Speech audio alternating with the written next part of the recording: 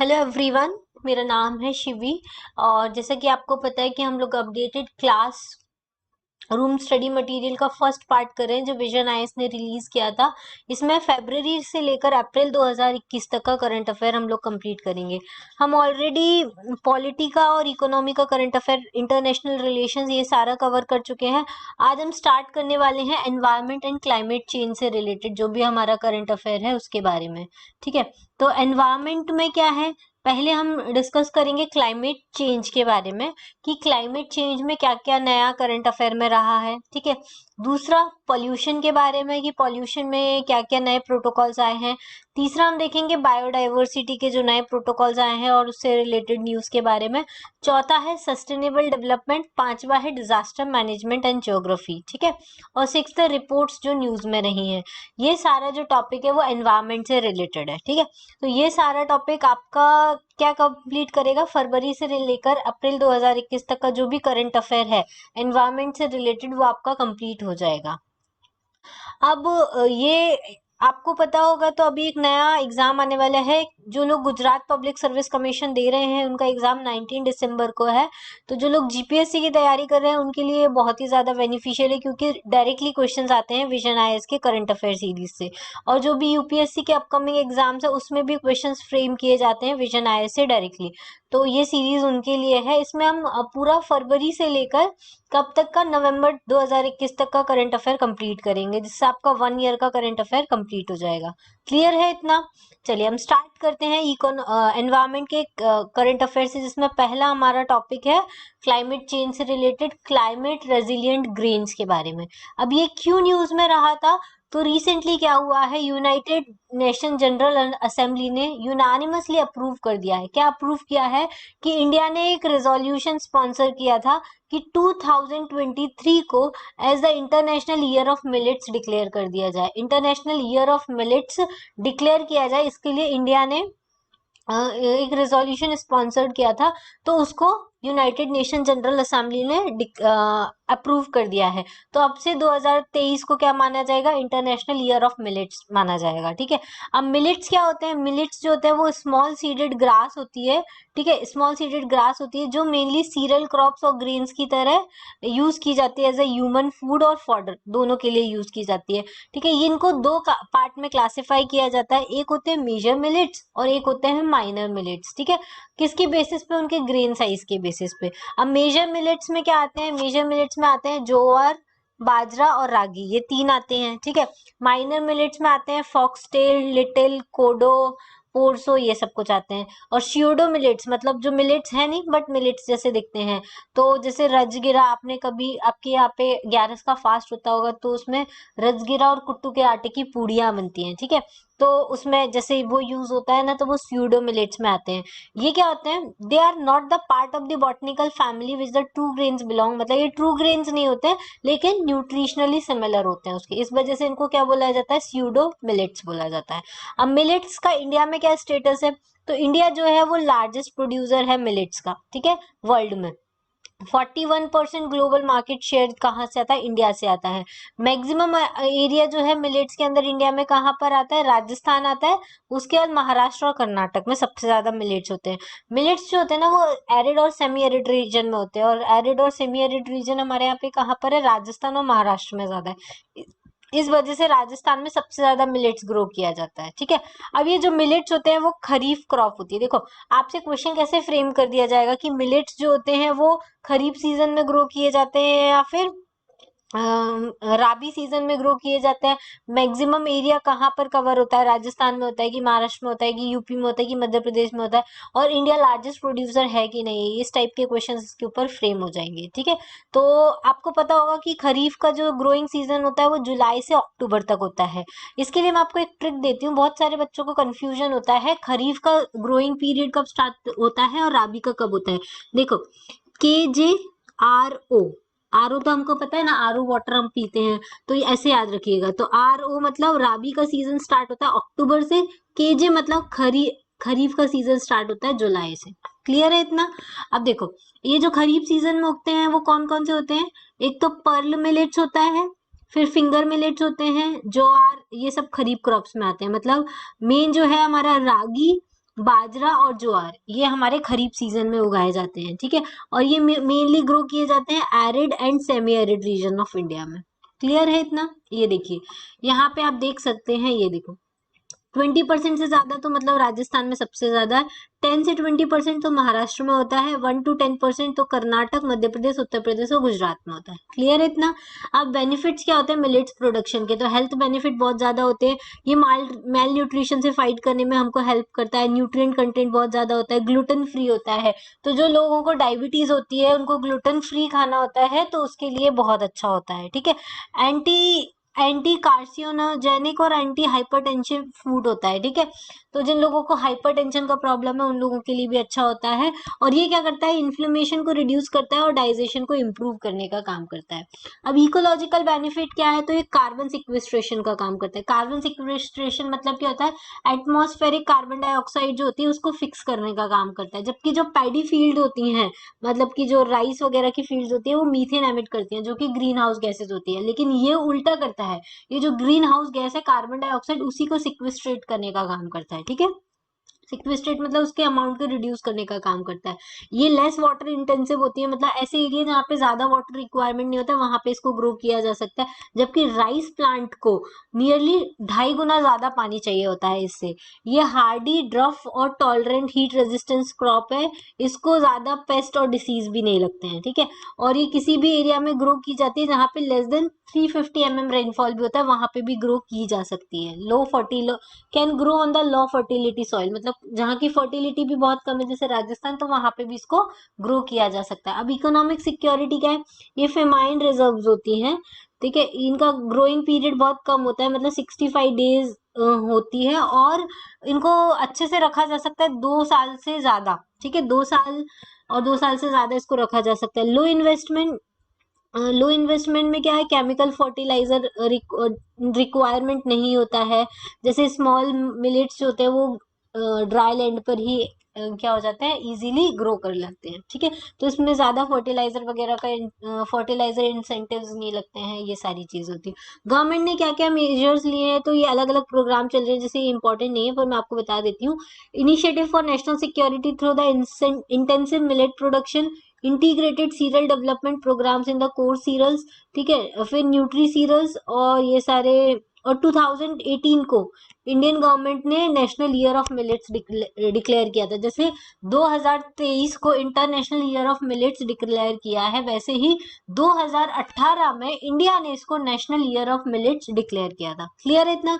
अब Dindori model of the millets, ये news में था क्योंकि डिंडोरी का जो मध्य प्रदेश का डिंडोरी डिस्ट्रिक्ट है, वहां पे मिलेट्स को रिवाइव करने के लिए, उसको कल्टीवेट करने के लिए नए इनिशिएटिव लिए गए हैं, जिसको बोलते हैं कोडो एंड कुटकी कल्टीवेशन, ठीक है। क्या बोलते हैं? कोडो एंड कुटकी कल्टीवेशन, ये याद रखिएगा।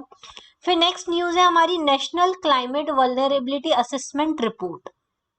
देखो ये न्यूज में क्यों रहा था, क्योंकि रिसेंटली अभी क्या हुआ है, department of science and technology ने अभी एक रिपोर्ट रिलीज की है जिसका टाइटल है climate vulnerability assessment for adaptation planning of India using a common framework. इसका मेन एम क्या होता है कि जो करंट क्लाइमेट चेंज हो रहा है उसको स्टेट लेवल और डिस्ट्रिक्ट लेवल पे जो भी वल्नरेबिलिटी है उनको असेस करने के लिए, ठीक है।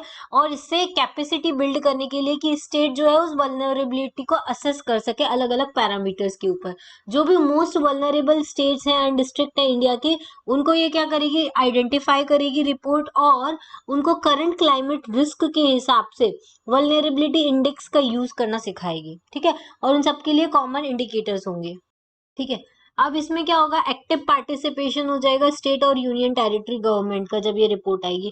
अब हमारे पास 2 नेशनल मिशन है इससे related, national action plan on climate change से रिलेटेड। पहला जो मिशन है वो है national mission for sustaining the Himalayan ecosystem. ये क्या करेगा, जो ग्लेशियर मेल्ट हो रहे हैं हिमालयन ग्लेशियर्स को, उनको और वहां की बायोडाइवर्सिटी को प्रोटेक्ट करने के लिए है। दूसरा मिशन है national mission on the strategic knowledge for the climate change. मतलब ये क्या करेगा, जो भी वाइब्रेंट वाइब्रेंट नॉलेज है, डायनेमिक नॉलेज है, उसकी इंफॉर्मेशन प्रोवाइड करेगा नेशनल पॉलिसीज के लिए, एक्शन प्लान्स के लिए, ठीक है, ये सारी चीजें। अब ये जो national action plan on climate change है, उसमें क्या है, उसमें कुछ 8 हमारे एम्बिशियस गोल्स रखे गए थे, ठीक है। कौन कौन से?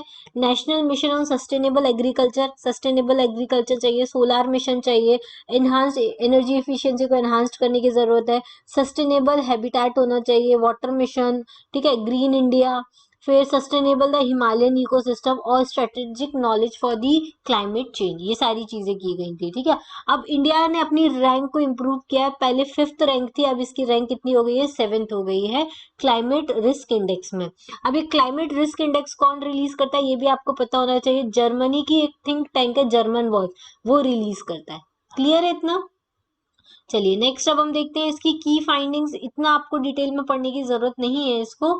और एग्रीकल्चर पे क्या इफेक्ट होता है, तो डिस्ट्रिक्ट लेवल इसमें वल्नरेबिलिटी असेसमेंट करेंगे, ये सब कुछ है। अब देखो हाई वल्नरेबिलिटी, ये आप देख सकते हैं एक बार स्टेट्स के बारे में, कौन से ज्यादा वल्नरेबल है क्लाइमेट रिस्क के लिए। तो देखो ये रिलेटिवली हाई वल्नरेबल है, ये वाले ग्रे वाले। तो ये सारा जो नॉर्थ ईस्ट वाला एरिया आता है, ये हाईली वल्नरेबल स्टेट्स में आता है। फिर मॉडरेट वल्नरेबिलिटी है ये वाले स्टेट में, नॉर्थ में और कर्नाटक एंड आंध्र प्रदेश में। और बहुत कम वल्नरेबिलिटी है ये साउथ के स्टेट्स में, महाराष्ट्र, तेलंगाना, और ये नॉर्थ वाले स्टेट पंजाब, हरियाणा, हिमाचल प्रदेश एंड उत्तराखंड में। क्लियर है? ये वल्नरेबिलिटी इंडेक्स होता है। अब नेक्स्ट न्यूज है हमारी, इंडिया की 3rd बाय एनुअल रिपोर्ट दी गई है किसके द्वारा? यूएनएफसीसी को। अब देखो इंडिया की जो 3rd बाय एनुअल रिपोर्ट आई थी टू यूएनएफसीसी, अब इंडिया ने 3rd बाय एनुअल, देखो पहले तो बाय एनुअल मतलब क्या होता है, 2 साल में एक बार कोई रिपोर्ट सबमिट की जाती है तो उसको बोलते हैं बायएनियल। तो इंडिया की ये तीसरी रिपोर्ट है जो 2 साल में एक बार जाती है, किसके लिए? यूएनएफसीसी। अब यूएनएफसीसी क्या है? United Nation framework to combat on climate change, ठीक है। ठीक है, इसके लिए ये जो बर्ड 3 रिपोर्ट आई थी, इंडिया ने बोला है कि इंडिया जो है वो on track to meet its voluntary declaration. India ने जो डिक्लेयर किया था उसको मीट करने के लिए वो एकदम ट्रैक पे चल रहा है, और उन्होंने अपनी एमिशन इंटेंसिटी को डिक्रीज किया है of GDP by 20 to 25% from 2005 levels by 2020। मतलब 2020 में जो लेवल है वो काफी रिड्यूस हुआ है, कम से कम 20 से 25% रिड्यूस हो गया है एज कम्पेयर टू 2005 के लेवल के। तो इस वजह से इंडिया जो है एकदम ट्रैक पे चल रहा है जो उसने डिक्लेयर किया था उसके लिए। अब ये रिपोर्ट कौन सबमिट करता है? तो ministry of environment, forest and climate change करती है। और ये क्या करती है? Under the United Nation framework convention on the climate change, ये मैंने बताया, ठीक है। ये रिपोर्ट इसने सबमिट की। अब ये जो वॉलेंट्री डिक्लेरेशन होती है उसमें क्या क्या अचीवमेंट किया है इंडिया ने? इंडिया ने अपनी एमिशन इंटेंसिटी जो है जीडीपी की उसको रिड्यूस किया है 24% तक, अपनी सोलर एनर्जी को इंक्रीज किया है, फिर रिन्यूएबल पावर इंस्टॉल कैपेसिटी को भी इंक्रीज किया है, फॉरेस्ट एंड ट्री कवर को इंक्रीज किया है, और अचीव और trade perform achieve and trade scheme लेकर आए हैं एनर्जी इफिशिएंसी इन इंडस्ट्रीज के लिए, ठीक है। और रिडक्शन किया है agriculture sector emission has been achieved, मतलब एग्रीकल्चर सेक्टर में भी जो एमिशन होता है उसको भी रिड्यूस किया गया है, ठीक है।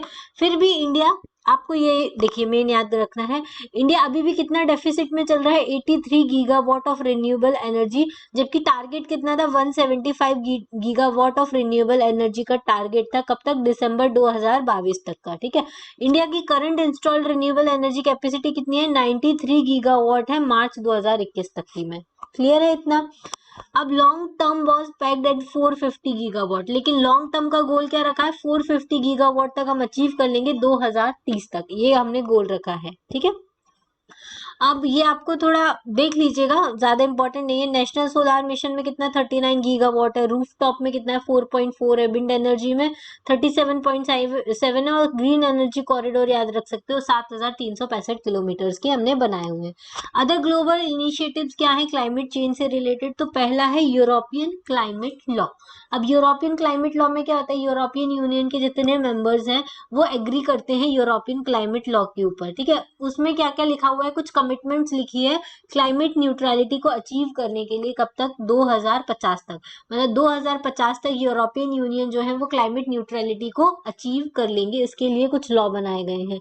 इसके लिए क्या करेंगे, जो net green house gas emission है उसको 55% तक कम कर दिया है बाय 2030। ठीक है, 2030 तक इनका जो एमिशन है ग्रीन हाउस गैस एमिशन का वो डिक्रीज हो जाएगा 50% एज कम्पेयर टू 1990 लेवल्स। मतलब 1990 में जितना एमिशन होता था उसके कंपेयर में 55% तक कम कर दिया जाएगा। ठीक है, फिर इसके बाद लीगल ऑब्लिगेशंस भी हैं यूरोपियन यूनियन और उसके मेंबर स्टेट्स के ऊपर, ये जो टारगेट कंप्लीट करने के लिए।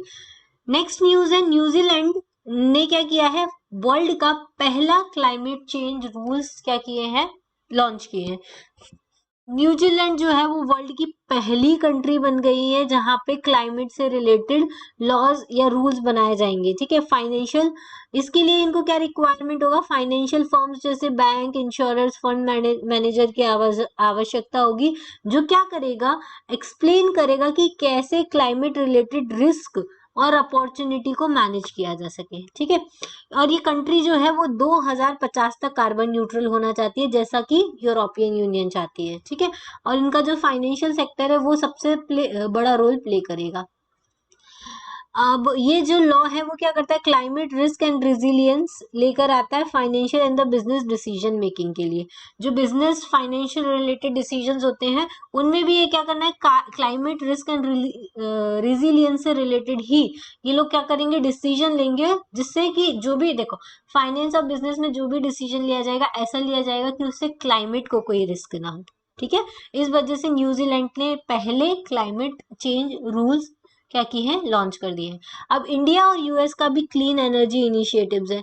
अब इंडिया और यूएस का क्या एजेंडा है, 2030 एजेंडा 2030 पार्टनरशिप है इनकी, जो क्या करेगा, ये कब साइन की गई थी, वर्चुअल लीडर समिट हुई थी क्लाइमेट पे, उसमें ये साइन की गई थी। ठीक है, ये किस पे फोकस करेंगे, ये जो ग्लोबल मीटिंग्स हुई थी वो मेनली फोकस करती है क्लाइमेट इश्यूज के ऊपर। ठीक है, और इसको रन कौन करेगा, UN climate change conference COP26 में हुई थी। ठीक है, यूएस ने कुछ नए टारगेट सबमिट किए हैं जिसमें वो ग्रीन हाउस गैस एमिशन को रिड्यूस कर देगा 50 से 52% तक 2005 के लेवल्स के कंपेयर में। मतलब 2005 में जो एमिशन होता था उसके कंपेयर में ग्रीन हाउस गैस एमिशन को 50% कम कर देगा, ऐसा इन्होंने नया टारगेट रखा है। किसने, यूएसए ने। ठीक है, दो मेन ट्रैक्स हैं इनके, एक तो है स्ट्रेटेजिक क्लीन एनर्जी पार्टनरशिप और दूसरा है climate action in the finance mobilisation dialogue. ठीक है, ज्वाइंट इनिशिएटिव्स क्या है, मोबिलाइज इन्वेस्टमेंट, फिर है demonstrative clean technology and enable the green collaboration in India. ठीक है, other India US clean energy initiatives, देखो इतना आपको याद रखने की जरूरत नहीं है, पेस एक आप याद रखिएगा और US India clean energy finance, ये दो याद रखिएगा। ठीक है, चलिए अब नेक्स्ट टॉपिक है हमारा पॉल्यूशन। देखो, अब पॉल्यूशन में सबसे पहली जो न्यूज है वो है commission for air quality management. एक नया कमीशन बनाया गया है, commission for air quality management करने के लिए। अब ये एयर क्वालिटी मैनेजमेंट कहाँ पर की जाएगी, तो आपको जैसे पता होगा न्यूज में रहती है, एयर हमेशा जो नेशनल कैपिटल रीजन है उसकी जो एयर क्वालिटी है वो बहुत ज्यादा डिस्टर्ब हो जाती है adjoining area ordinance, adjoining areas की वजह से, पंजाब, हरियाणा, उत्तर प्रदेश।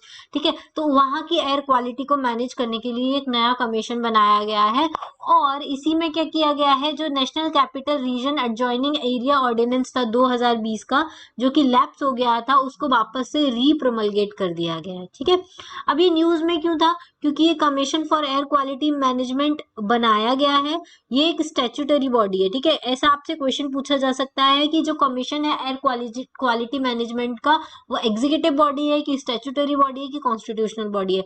तो बच्चे कंफ्यूज हो जाएंगे कि कॉन्स्टिट्यूशन में तो है नहीं, लेकिन एग्जीक्यूटिव बॉडी होगी कि शायद एग्जीक्यूटिव ऑर्डर से आया होगा, नहीं, पर ये एक स्टैट्यूटरी बॉडी है और ये क्या करेगी, एयर क्वालिटी को मैनेज करने का ट्राई करेगी नेशनल कैपिटल रीजन में। ठीक है, या फिर इंडो गैंगेटिक प्लेन में। इसने किसको रिप्लेस किया है, तो सुप्रीम कोर्ट की एक बॉडी थी एनवायरमेंट पोल्यूशन अथॉरिटी, उसको उसको रिप्लेस करके आया है commission for air quality management. ये क्या करती है, जुरिस्डिक्शन इसका किस किस का जुरिस्डिक्शन इसके पास है, पंजाब, हरियाणा, उत्तर प्रदेश और राजस्थान का, ठीक है। जो किसको इम्पैक्ट करते हैं, दिल्ली एनसीआर की एयर क्वालिटी को इम्पैक्ट करते हैं, उन सबका जुरिस्डिक्शन इसके अंडर में आएगा, ठीक है। अब क्या होगा, ये इस ऑर्डिनेंस को रीप्रोमलगेट किया है और एक्सपांड किया है, additional representatives to stakeholders दिए हैं from agriculture, industry, transport and the construction sectors. इसके अलावा बहुत ज्यादा हेफ्टी पीनल प्रोविजंस भी इसमें है, इवन जेल भी हो सकती है, आपको 5 साल की फाइन भी आपके ऊपर से लग सकता है। जो इंडस्ट्रीज, पावर प्लांट्स और जो पोल्यूटर्स हैं, अगर वो कुछ पोल्यूशन ज्यादा फैलाते हैं तो उनके ऊपर ये सारी चीजें हो सकती है। सिर्फ किसको छोड़ा गया है, उन फार्मर्स को छोड़ा गया है जो स्टबल बर्निंग करते हैं, ठीक है। जबकि ज्यादा से ज्यादा पोल्यूशन स्टबल बर्निंग की वजह से आता है, लेकिन उसमें उनकी कोई गलती नहीं है, उनके पास अभी कोई ऑप्शन नहीं था, इस वजह से अभी एक पूसा करके एक आया है, शायद उससे देखो क्या रिडक्शन होता है क्या कुछ स्टबल बर्निंग में, उसके बारे में देखेंगे। तो अभी फार्मर्स को सिर्फ इसमें क्या किया, एक्सेप्ट किया है, मतलब हटा दिया गया है, उनको कोई सजा नहीं होगी। क्लियर है, ये आप ध्यान रखिएगा, आपसे ट्रिक कर सकता है यूपीएससी, जीपीएससी या कोई भी स्टेट पीसीएस के एग्जाम में कि ये जो स्टबल बर्निंग है उसको इंक्लूड किया गया है क्या, उनके ऊपर भी जेल लग सकता है, तो ये नहीं लग सकता है, ठीक है, तो ये याद रखिएगा। देखो नेक्स्ट न्यूज में क्या है, new emission norms for the coal field power plants. जो कोल फायर्ड पावर प्लांट्स हैं उनके लिए नए एमिशन नॉर्म्स आए हैं। तो ये क्यों न्यूज में रहा था, क्योंकि अभी अभी ministry of environment, forest and climate change ने जो डेडलाइंस है थर्मल पावर प्लांट्स को, उसको 3 साल शिफ्ट कर दिया है कि एमिशन नॉर्म्स को कंप्लाई करने के लिए 3 इयर्स क्या कर दिया, डेडलाइंस को इंक्रीज कर दिया। कैसे इंक्रीज किया था, इंडिया ने जो अपनी डेडलाइन सेट की थी वो 2017 थी, लेकिन बाद में ये डेडलाइन थी थर्मल पावर प्लांट्स को इंस्टॉल करना था फ्ल्यू गैस डीसल्फराइजेशन यूनिट, जो सल्फर डाइऑक्साइड के एमिशन को कट कर सके। बट इस डेडलाइन को इंक्रीज करके कब तक कर दिया है, 2022 तक कर दिया है। अब 2015 में ministry of environment and forest and climate change ने बोला है कि इन्होंने पर्टिकुलेट मैटर्स के लिए सल्फर डाइऑक्साइड, नाइट्रोजन ऑक्साइड और मर्क्यूरी एंड वाटर, इन सब के लिए इन्होंने कुछ थर्मल पावर प्लांट्स को नोटिफाई किया था, ठीक है। जो डेडलाइन पुश की गई है दिसंबर 2022 तक, वो सारे पावर स्टेशन जितने भी कंट्री में हैं उनके लिए की गई है, ठीक है। अब इसको कौन इशू करता है, सेंट्रल पोल्यूशन कंट्रोल बोर्ड। ये एक स्टैट्यूटरी ऑर्गेनाइजेशन है, जब कब कॉन्स्टिट्यूट की गई थी, 1974 में की गई थी, अंडर वाटर एक्ट। देखो यूपीएससी इससे बहुत क्वेश्चन पूछता है कि ये जो सेंट्रल पोल्यूशन कंट्रोल बोर्ड है वो किस एक्ट के अंडर बना है, तो किसी को ध्यान में नहीं आता कि water prevention and control of pollution act के अंदर, वो लोगों को लगता है एयर से रिलेटेड कोई एक्ट होगा उसी के ऊपर बनेगा, लेकिन ये वाटर एक्ट के अंडर बनी हुई है, ठीक है। It was entrusted with the power, इसके अंदर पावर एंड फंक्शन है ईयर एक्ट 1981 की, ठीक है। और ये ministry of environment and forest के अंदर आती है। चलिए की हाइलाइट्स क्या है नई गाइडलाइंस की, वो हम देख लेते हैं एक बार। एक तो टास्क फोर्स बनाई जाएगी जो इस सबको मैनेज कर सके। Exemptions on the ground of retirement, जो रिटायरमेंट के ग्राउंड से उसमें एग्जाम्पशंस दिए जाएंगे। पहले टीपीपीएस को डिक्लेयर करना पड़ेगा to retire before December 31, 2025 are not required to make submit and, ये इंपॉर्टेंट नहीं है, ठीक है। पेनल्टी प्रोविजंस आप देख सकते हैं, पेनल्टी जो है वो 0.20 रुपीज पर यूनिट के हिसाब से आपको पेनल्टी दी जाएगी। 3 कैटेगरी में डिवाइड किया है, category A, category B and category C. Category A में आपको जो थर्मल पावर प्लांट है within 10 kilometres national capital region के नहीं बनाना है, या कोई भी सिटीज जिसमें 10 लाख से ज्यादा पॉपुलेशन है, ठीक है। फिर कोई भी नॉन अटेनमेंट सिटीज के ऊपर होगा, वेट, ठीक है। ये सारी गाइडलाइंस आप पढ़ लीजिएगा, इतने इंपॉर्टेंट नहीं है। फ्लाई ऐश के लिए मैं आपको बता देती हूँ कि कुछ 100% यूटिलाइजेशन करना है फ्लाई ऐश का, जो भी कोल एंड लिग्नाइट बेस्ड कौन सी कंपनीज है, थर्मल पावर प्लांट्स है, ठीक है, उनको 100% यूटिलाइजेशन करना है फ्लाई ऐश का। इसके ऊपर भी नए कुछ नॉर्म्स आए थे। अब ये फ्लाई ऐश क्या होती है, ये बाय प्रोडक्ट होती है बर्निंग कोल का, ठीक है। ये कलेक्ट होती है फ्रॉम द एग्जॉस्टेड गैसेस जो होती है वहां से कलेक्ट की जाती है। ये पोर्टलैंड सीमेंट को रिजेंबल करती है, और ये किस में यूज की जाती है, कॉन्क्रीट एंड सीमेंट प्रोडक्ट्स बनाने में यूज की जाती है। जैसे ब्रिक फैक्ट्रीज होती हैं, ठीक है, कॉन्क्रीट फैक्ट्री जो होती है, पेवर्स फैक्ट्रीज जो होती है, उसमें फ्लाई ऐश का यूज किया जा सकता है। ये फ्लाइज जो होती है वो टॉक्सिक होती है क्योंकि इसमें ऑर्गेनिक पॉल्यूटेंट्स और हैवी मेटल्स प्रेजेंट होते हैं। ठीक है, चलिए नेक्स्ट न्यूज है मरीन लिटर के बारे में। देखो नेक्स्ट न्यूज में है मरीन लिटर के बारे में। मरीन लिटर क्या होता है, देखो जो हमारे ओशियन और सी होते हैं ना, उसमें बहुत ज्यादा वेस्ट इकट्ठा हो जाता है, प्लास्टिक। आप देखते हो सी कोस्ट पे बहुत सारे प्लास्टिक का ढेर, प्लास्टिक की पॉलिथीन, प्लास्टिक की बॉटल्स, ये सारी चीजें, प्लास्टिक, गंदा प्लास्टिक जो होता है वो इकट्ठा हो जाता है पूरे। कुछ जो होता है वो ओशियन के अंदर चला जाता है, कुछ जो होता है वो कोस्टल एरिया में इकट्ठा हो जाता है, कुछ जो होता है वो पानी में घूमता रहता है। तो ये सारी चीजें क्या होती है, इसको हम मरीन लिटर बोलते हैं। अभी न्यूज में क्यों होता, क्योंकि कंट्रीज जितनी भी ओशियन के अक्रॉस जितनी कंट्रीज हैं, उन्होंने डिसाइड किया है कि हमको मरीन प्लास्टिक लिटर को टैकल करने की जरूरत है under the ambitious global project. मतलब एक ग्लोबल प्रोजेक्ट स्टार्ट करने की जरूरत है जिससे जो भी मरीन प्लास्टिक लिटर है उसको हम हटा सके। और इसके लिए एक प्रोजेक्ट स्टार्ट किया है ग्लोबल लेवल पे जिसका नाम है ग्लो लिटर पार्टनरशिप प्रोजेक्ट। ठीक है, इसके थ्रू क्या करेंगे, जितना भी मरीन लिटर इकट्ठा हो रहा है उसको हम रिमूव करेंगे।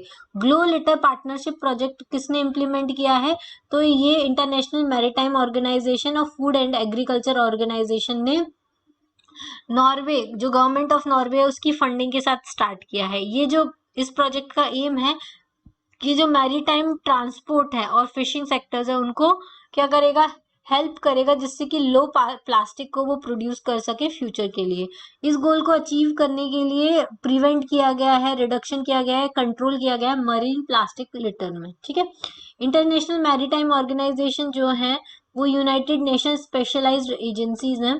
ठीक है, जो क्या करती है, रिस्पॉन्सिबल होती है safety and security of shipping and the prevention of the marine and atmospheric pollution. International maritime organisation UN की एक स्पेशल एजेंसी है जो क्या करती है, सेफ्टी और सिक्योरिटी का काम करती है शिपिंग के लिए, और जो मरीन पोल्यूशन और एटमॉस्फेरिक पोल्यूशन होता है शिप के द्वारा उसको प्रिवेंट करने का काम करती है। अब मरीन लिटर क्या होता है, कोई भी ऐसी परसिस्टेंट मैन्युफैक्चर्ड और दी प्रोसेस्ड सॉलिड मटेरियल जिसको हम क्या करते हैं, सी में डिस्कार्ड कर देते हैं।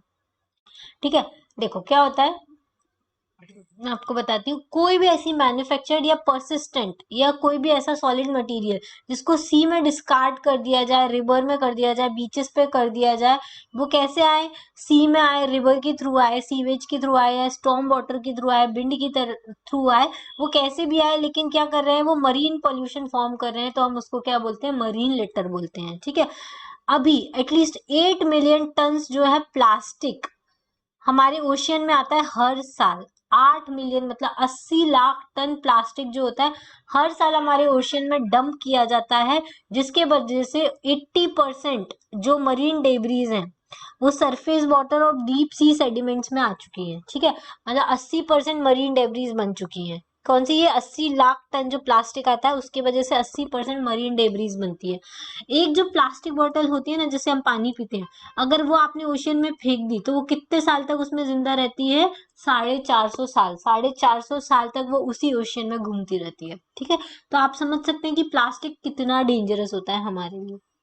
अब देखो मरीन पोल्यूशन में क्या क्या होते हैं, देखो क्या, एक केमिकल पोल्यूशन भी होता है, फिर लाइट पोल्यूशन भी होता है और नॉइस पोल्यूशन भी होता है। केमिकल पोल्यूशन मतलब जो हार्मफुल कंटामिनेंट्स होते हैं, मैन मेड कोई भी पोल्यूटेंट्स हो गए, जैसे पेस्टिसाइड्स, हर्बिसाइड, फर्टिलाइजर, फिर डिटर्जेंट्स हुए, ऑयल हुए, इंडस्ट्रियल केमिकल्स हुए, सीवेज हुए, अगर इसको भी हम ओशन में डाल देते हैं तो इससे केमिकल पोल्यूशन हो जाता है। लाइट पोल्यूशन कोई ऐसी लाइट जो पेनिट्रेट कर जाती है अंडर दी वाटर, इसके वजह से भी बहुत अलग वर्ल्ड बन जाता है स्पीसीज का अर्बन एनवायरमेंट्स की वजह से, जिसके वजह से जो नॉर्मल स्पीसीज है उनको डिस्टर्ब कर देता है। ठीक है, तो उनके प्रीडेटर्स बन जाते हैं तो उनको खा लेते हैं ऐसे करके।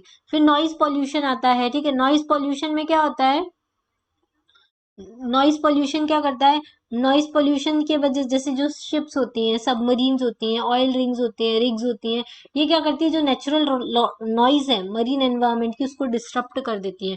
तो एक अननेचुरल नॉइज प्रोड्यूस हो जाती है जिसके वजह से पूरा इकोलॉजिकल जो इकोलॉजिकल सिस्टम होता है मरीन का, वेल्स का, ठीक है, वो सबका क्या हो जाता है, डिस्टर्ब हो जाता है। क्योंकि जैसे बहुत सारे मरीन एनिमल्स होते हैं ना, वो अपना इको लोकेशन यूज करते हैं, मतलब अपनी साउंड से ही चीजों को लोकेट करने करने की कोशिश करते हैं, तो वो चीजें इनकी डिस्टर्ब हो जाती है।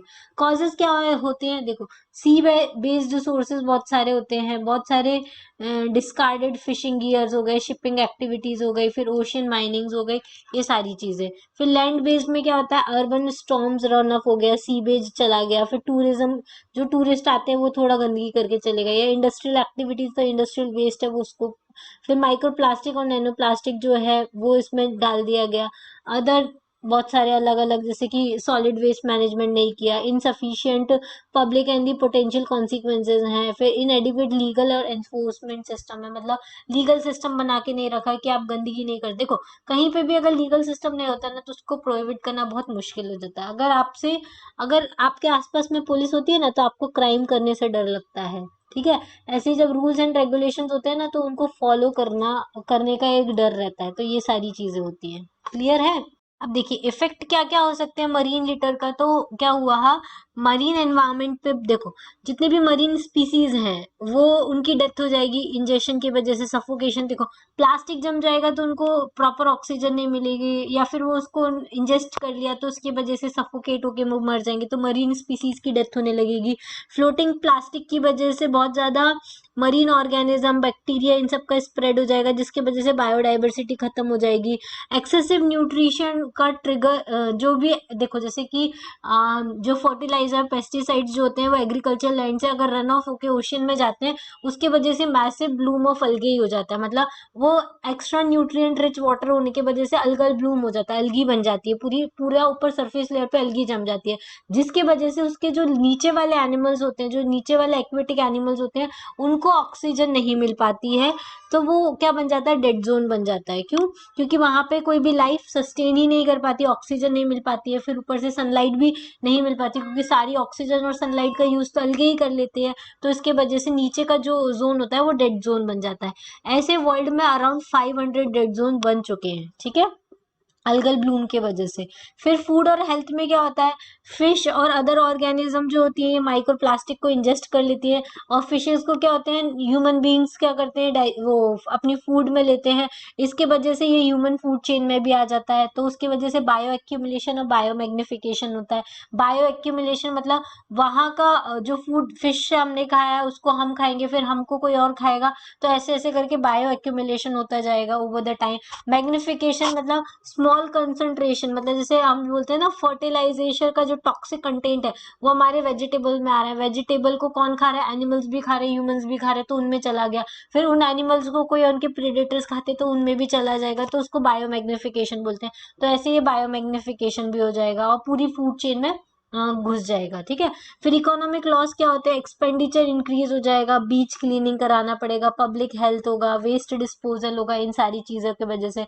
फिर टूरिज्म इंडस्ट्री भी इसकी वजह से इफेक्ट होगी, हायर कॉस्ट हो जाएगी किसकी, शिपिंग को मैनेज करने के लिए, वेस्ट मैनेज करने के लिए, लिटर को रिमूव करने के लिए, प्रोपेलेंट्स का यूज करने के लिए, ठीक है। उसके अलावा जो lost, reduce the lost catch damage nets, देखो जो फिशिंग इंडस्ट्रीज होती है वो उसमें भी प्रॉब्लम फेस करेगी, उसमें जो क्या reduce and lost catch damage nets, जो नेट होंगी वो डैमेज हो जाएंगे, इसकी वजह से कम फिशेस को वो कैच कर पाएंगे, अदर फिशिंग गियर्स की उनको जरूरत होगी, जिसकी वजह से कोस्टल एक्वाकल्चर जो होगा वो क्या हो जाएगा, खराब हो जाएगा, ठीक है। अब इनिशिएटिव्स क्या क्या है, एक लंदन कन्वेंशन प्रोटोकॉल आया था जो इससे रिलेटेड है, ये पहला ग्लोबल कन्वेंशन है जो मरीन एनवायरनमेंट को प्रोटेक्ट करने के लिए आया था।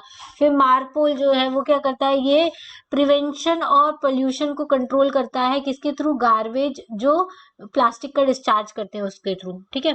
फिर global programme for the action for the prevention of the marine environment from the land based activities, ये यूनिक इंटरगवर्नमेंटल मैकेनिज्म है। फिर GPML, the global partnership on the marine, ठीक है, ये भी है।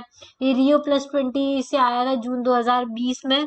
ये क्या करता है, कॉपरेशन और कोऑर्डिनेशन कराने का काम करता है। 2030 का जो एजेंडा है उसको अचीव करने के लिए ये मरीन पोल्यूशन को रिड्यूस करता है, सारे काइंड के मरीन पोल्यूशन को।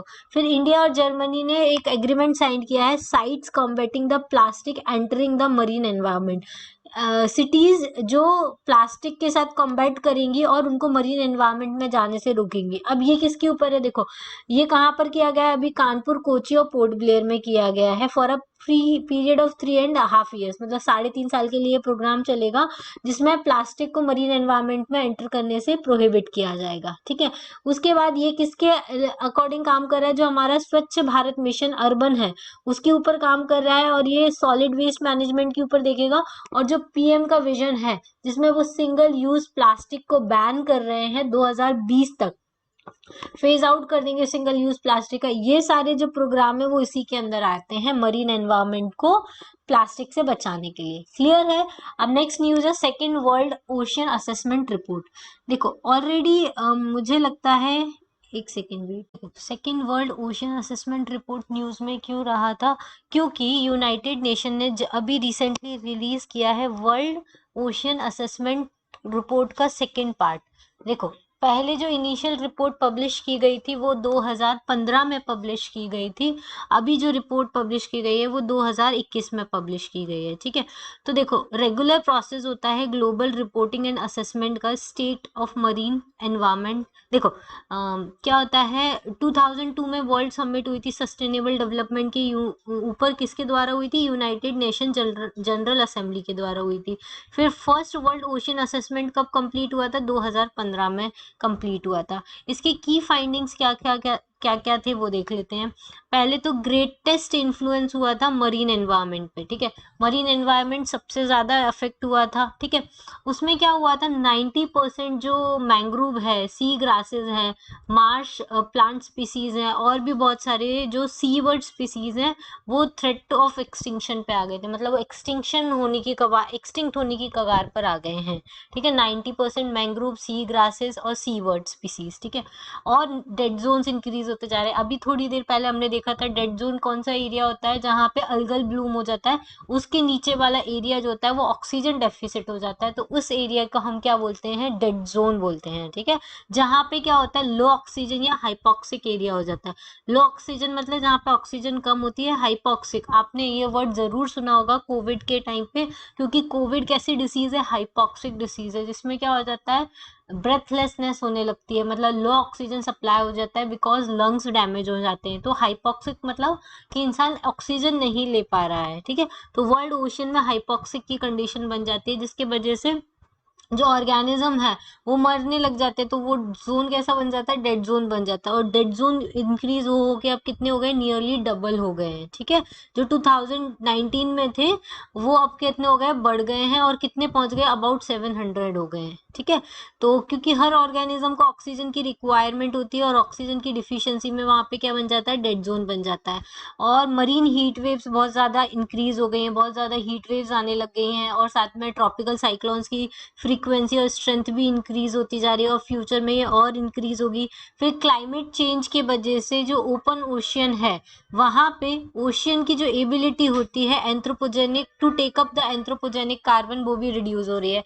कैसे, देखो क्लाइमेट चेंज हो रहा है, उसके वजह से ओपन ओशियन बायोलॉजिकल चेंजेस हो रहे हैं, उसके वजह से जो ओशन की एबिलिटी है, एंथ्रोपोजेनिक कार्बन मतलब ह्यूमन प्रोड्यूस या ह्यूमन इंड्यूस्ड जो कार्बन है उसको जो ओशियन डाइजेस्ट कर लेता है, वो अब ओशियन डाइजेस्ट नहीं कर पा रहा है। ठीक है, इसके साथ रिलेटेड न्यूज में क्या है, ब्लू नेचर अलायंस के बारे में है। ये एक ग्लोबल पार्टनरशिप है जिसमें क्या होता है, कंजर्वेशन इंटरनेशनल है और the global environment facility provide की जाती है। इनका एम क्या होता है, ओशन कंजर्वेशन एरिया को एडवांस करना। ठीक है, मरीन प्रोटेक्टेड एरियाज को इंक्लूड करना, फिर बहुत सारी कंजर्वेशन करने के काम करना। अब प्रेशर्स क्या है ओशन इकोसिस्टम पे, ओशन इकोसिस्टम क्यों इतना खराब होते जा रहा है।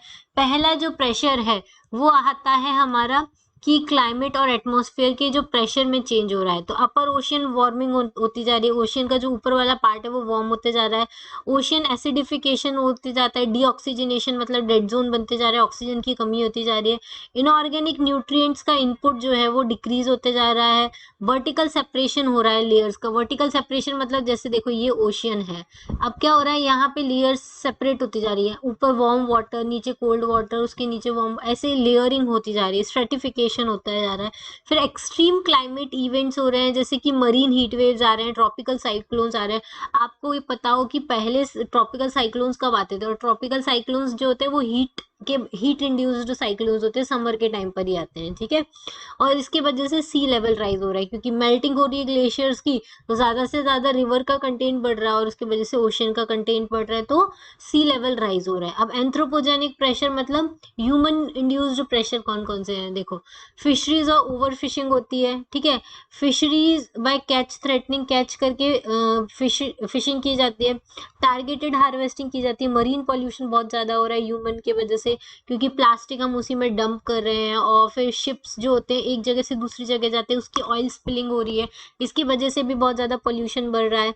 हैबिटाट लॉस हो रहा है, क्योंकि सी लेवल बढ़ रहा है तो हैबिटाट लॉस हो रहा है। Alteration due to activity such as coastal development, coastal development होता है, देखो क्या होता है, जहां पर बीचेस बने होते हैं ना, वहां पे टूरिस्ट एक्टिविटीज को इम्प्रूव करने के लिए बीचेस को डेवलपमेंट किया जाता है, कोस्टल डेवलपमेंट किया जाता है। तो वहां के जितने भी एनिमल्स होते हैं या फिर जहाँ वहां पे जो भी कम्युनिटी रहती है उनको कहीं और शिफ्ट कर दिया जाता है, तो उनका हैबिटाट लॉस हो जाता है।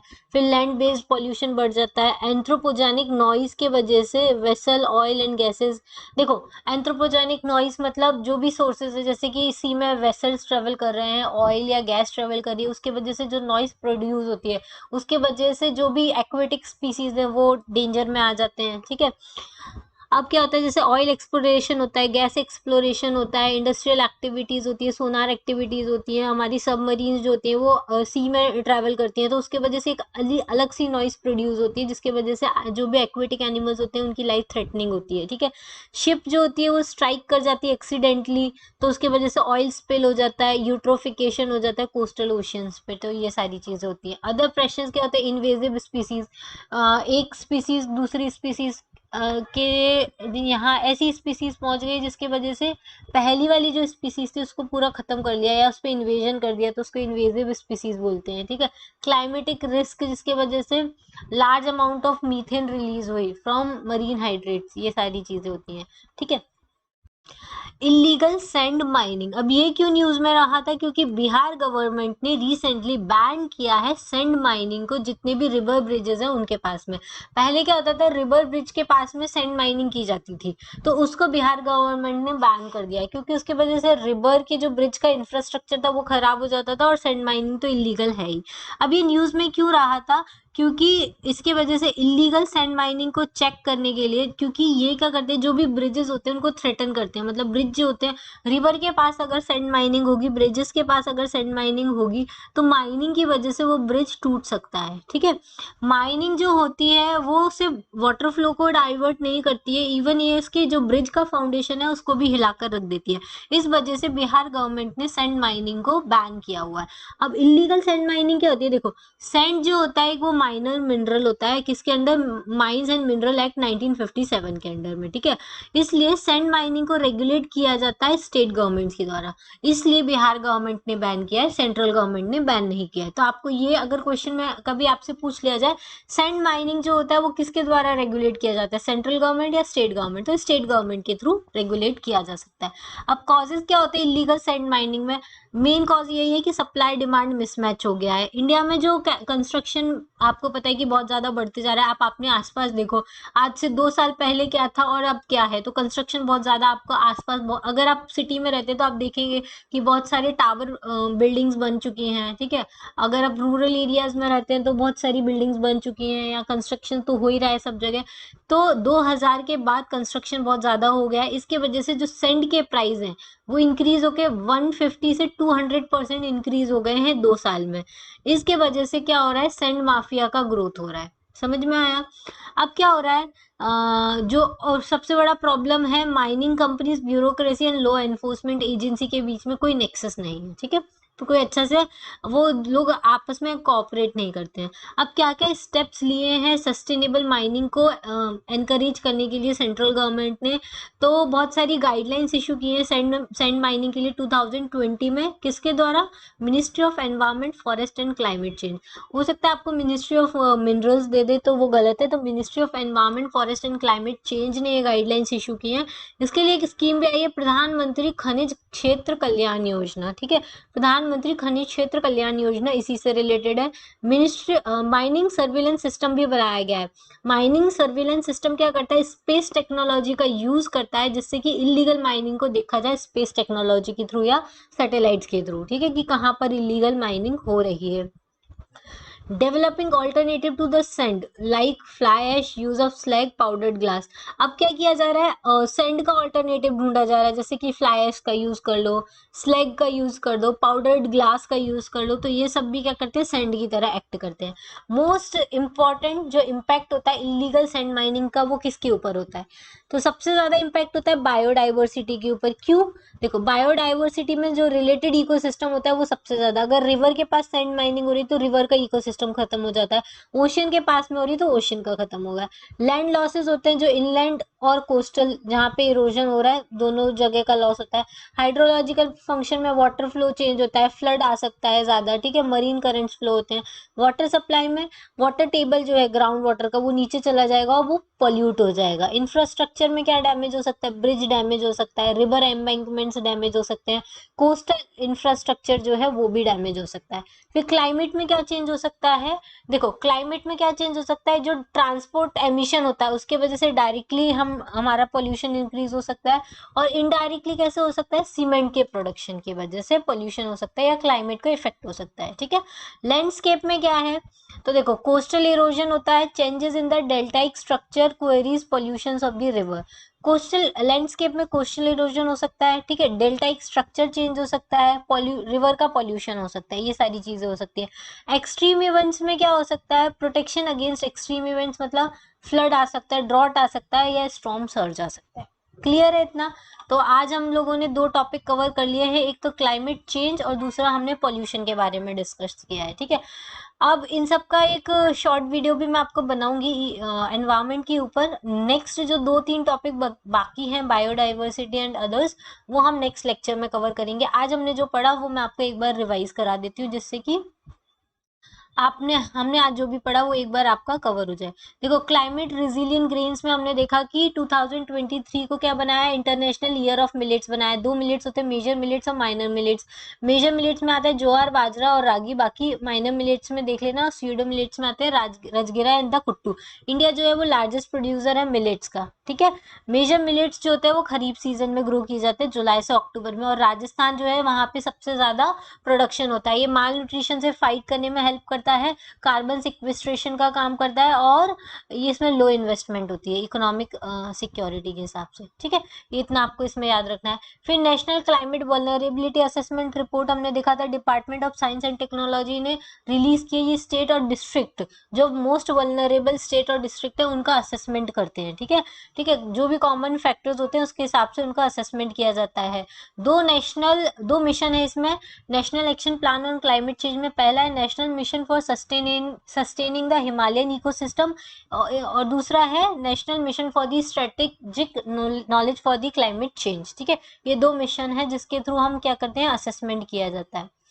क्लियर है इतना, चलिए नेक्स्ट अब हम देख लेते हैं। इंडिया थर्ड बायनियल रिपोर्ट निकाली है यूएनएफएफसी की। बायनियल रिपोर्ट मतलब ऐसी रिपोर्ट जो साल में 2 साल में एक बार निकाली जाती है, तो इंडिया ने ये थर्ड नंबर की निकाली है। अब इसमें इन्होंने क्या बोला है कि इंडिया जो है वो अपने ट्रैक पे है, जो उसने वॉलंटरी डिक्लेरेशन किया था एमिशन इंटेंसिटी को रिड्यूस करने का 20 से 25% फ्रॉम 2005 लेवल्स, ठीक है। अब ये रिपोर्ट जो है वो किसने सबमिट किया है, तो ministry of environment, forest and climate change इसको सबमिट करता है, ये याद रखे ना। अब इसके अलावा और क्या क्या है, इंडिया ने कैपेसिटी इंक्रीज की, सोलर एनर्जी को रिन्यूएबल एनर्जी के लिए इंस्टॉल किया है, फॉरेस्ट और ट्री कवर बढ़ाया है अपना, और अचीव किया है ट्रेड स्कीम को, ठीक है। उसके अलावा जो एग्रीकल्चर सेक्टर से एमिशन होता है उसको भी रिड्यूस किया है। अब इंडिया का डेफिसिट कितना है ये आप याद रखिए, 83 गीगावाट। अभी हमको और करना है, हमारा टारगेट कितना था, 175 गीगावाट है, जिसमें से 93 गीगावाट मार्च 2021 तक हमारा अचीव हो गया है, ठीक है। अदर ग्लोबल इनिशिएटिव में हमने देखा यूरोपियन क्लाइमेट लॉ है, वहां पे ग्रीन हाउस गैस के एमिशन को 2050 तक क्या करना है, क्लाइमेट न्यूट्रलिटी को अचीव करना है और 55% 2030 तक ये लोग कर लेंगे। न्यूजीलैंड पहली कंट्री बनी है जहां पे फर्स्ट क्लाइमेट चेंज के लिए रूल आया है, ये भी कार्बन न्यूट्रल बनेगा 2050 तक।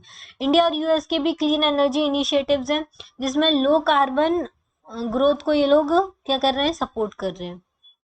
फिर नेक्स्ट टॉपिक हमने देखा था पोल्यूशन। पोल्यूशन में हमने देखा था एक कमीशन बनाया गया है, commission for air quality management. ये कहाँ पे, दिल्ली एनसीआर की क्वालिटी को चेक करेगा, ठीक है। इसमें ये किसका, इसके पास किस किस का जुरिस्डिक्शन होगा, पंजाब, हरियाणा, उत्तर प्रदेश एंड राजस्थान का, ठीक है। फिर नेक्स्ट है हमारा new emission norms for the coal fired power plants. जितने भी कोल फायर्ड पावर प्लांट्स है उसमें ministry of environment, forest and climate change ने उसकी डेडलाइन को पुश कर दिया है। पहले ये डेडलाइन थी 2017 तक, अब 2022 तक है। किस चीज के लिए, जो फ्लू गैस सल्फ्यूराइजेशन यूनिट्स जो सल्फर डाइऑक्साइड के एमिशन को कट करती हैं उनको इंस्टॉल करने की डेडलाइंस को इंक्रीज करके अब कितना कर दिया, 2022 कर दिया है, ठीक है, ये याद रखिएगा। इसके अलावा इसमें ज्यादा, हाँ, मरीन लिटर क्या होता है, मैंने आपको बताया था कि मरीन में कोई भी ऐसी अनवांटेड चीज ड्रॉप करना जो उसमें मेल्ट नहीं हो सकती, जैसे प्लास्टिक पोल्यूशन, ठीक है, या कोई भी सॉलिड मटेरियल जो उसमें इजीली नहीं जा सकता, जैसे कि प्लास्टिक बॉटल्स होती है वो 450 साल मरीन एनवायरमेंट में बनी रहती है, तो वो मरीन लिटर। तो उसमें क्या होता है, जितने कोस्टल एरिया होते हैं ना उसके आसपास सब जगह इधर प्लास्टिक पोल्यूशन दिखता है। और एक रिपोर्ट के हिसाब से 8 मिलियन टन प्लास्टिक हम हर साल ओशियन में फेंकते हैं, जिसकी वजह से 80% मरीन डेब्रीज बनती हैं। समझ में आया ना। चलिए नेक्स्ट अब हम देखते हैं, ये हो गया प्लास्टिक लिटर के बारे में पढ़ना, इसकी क्या क्या प्रोटोकॉल है। फिर हमने देखा था वर्ल्ड ओशियन असेसमेंट रिपोर्ट के बारे में। ये सेकंड रिपोर्ट है, पहले 2015 में की गई थी। इसमें देखा गया है कि 90% मैंग्रोव्स और 30% सी बर्ड स्पीसीज जो है वो थ्रेट ऑफ एक्सटिंक्शन पे हैं, और डेड जोन जो है वो बहुत ज़्यादा इंक्रीज हो रहे हैं, ऑलमोस्ट डबल हो गए हैं 2019 में। डेड जोन कहाँ होते हैं, लो ऑक्सीजन या हाइपोक्सिक एरिया बन जाता है उसको बोलते हैं। और मरीन हीट वेव्स बहुत ज़्यादा इंक्रीज हो गई हैं, एंथ्रोपोजेनिक कार्बन का भी न्यूट्रलाइजेशन नहीं हो रहा है, ठीक है। फिर प्रेशर ओशन इकोसिस्टम पे हमने देखा था क्लाइमेट की वजह से क्या है, एंथ्रोपोजेनिक प्रेशर की वजह से क्या है, अदर प्रेशर्स की वजह से क्या है। इलीगल सैंड माइनिंग के बारे में हमने देखा था कि बिहार गवर्नमेंट ने अभी अभी सैंड माइनिंग को क्या किया है, बैन किया है। और सैंड माइनिंग किसके अंडर में आता है, स्टेट गवर्नमेंट के अंडर में आता है, ठीक है। अब सैंड माइनिंग इलीगल क्यों है, क्योंकि कंस्ट्रक्शन बहुत ज्यादा बढ़ गया है, इस वजह से जो सैंड की रेट है वो भी 150 से 200% इंक्रीज हो गई। इसके वजह से सैंड माफिया ग्रो कर रहा है, क्लियर है। सस्टेनेबल सैंड माइनिंग के लिए कौन सी स्कीम चलाई गई है, प्रधानमंत्री खनिज क्षेत्र कल्याण योजना चलाई गई है। और इसके ऑल्टरनेटिव क्या है, फ्लाई एश का यूज करो, स्लैग का यूज करो या पाउडर्ड ग्लास का यूज करो, क्लियर है। चलिए नेक्स्ट लेक्चर में हम बायोडाइवर्सिटी के बारे में देखेंगे। आज के लिए इतना ही। आपको अगर विजन आईएएस की पूरी सीरीज आपको फॉलो करनी है पीटी 365 की, तो मेरे चैनल पर प्लेलिस्ट बना है, मेरे चैनल का नाम है शिवी सिंघल, उसमें विजन आईएएस पीटी 365 करके पूरा एक प्लेलिस्ट बना हुआ है। और अगर आप competitive exam UPSC, GPSC, MPPSC या कोई भी state, Maharashtra PSC, Orissa PSC, कोई भी स्टेट पीसीएस का एग्जाम फाइट कर रहे हैं और आपको हिस्ट्री की प्रिपरेशन करनी है, तो हिस्ट्री के लिए तमिलनाडु की क्लास 11th एंड 12th की समरी भी पूरी मैंने बनाई हुई है, वो उसका प्लेलिस्ट भी बना हुआ है। और इस वीडियो के एंड में आपको एंड कार्ड से भी मिल जाएंगे, डायरेक्टली प्लेलिस्ट मिल जाएगी, वहां से आप क्लिक करके भी डायरेक्टली पहुंच सकते हैं, ठीक है।